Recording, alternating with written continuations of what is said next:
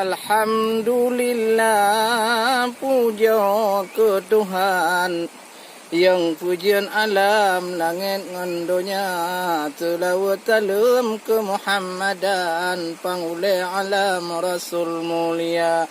Ni ba uronyo di ulun tuan, wahai orakan tro ukung raya keno itu di ulun tuan jak kalon alam lagak lagoina lutan urang ja hai bapa ulun tuan ja puban badan kuno saudara karenanya wahai ucubang yang ia belerang wahai saudara tetapi hina bacu tak pemandangan hana got ragam nyo hana get tata yang jamu-jamu wahai orang kan kacedahan aban kakalon rupa nyo uro biasa lagi nyo hanatro wisatawan nyo Sabtu Minggu rakan rame lagoina nyo punting tat-tat sahabat lon tuan yang mat peranan pariwisata getata itu Bandung ecubang Benah hiasan begot lagoina dan beglih di tino. Wahai orakan oh nijak wisatawan galak lagoina.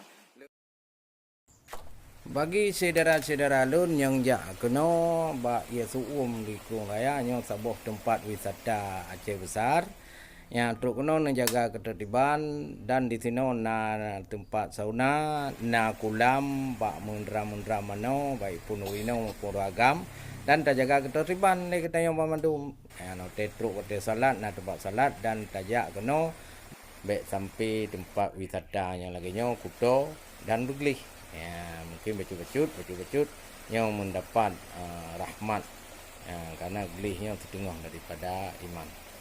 Oleh karena demikian, mari sama-sama kita yang jaga ketertiban. Termasuk bro, baik nubuh barang kaho dan juga bagi kita yang kelola di sini, yang tung bro, yang tak sediakan dan benar tertulis yang amaran supaya urang jak kena kamu pom dan kamu kri dan ka kedepu jaga ketertiban. Nyo lagi nyo tak kalon wahai cut abang. Ni ana raga-raga mono macam hana got gura. Buna tempat yang got bak broh hai cut bang. Nyo tugah danyo rakan bak tempat wisata supaya urang menarik hai cut bang. Kena age datang Bandung pariwisata. Nyo ke yang penting baju lon putan ngat tamong jajan tanyo saudara.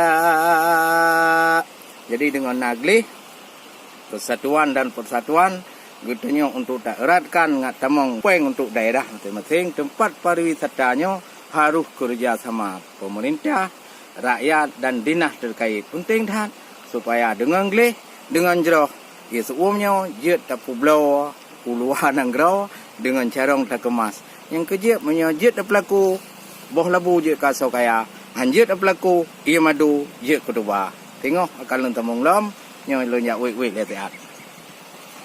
Sabai.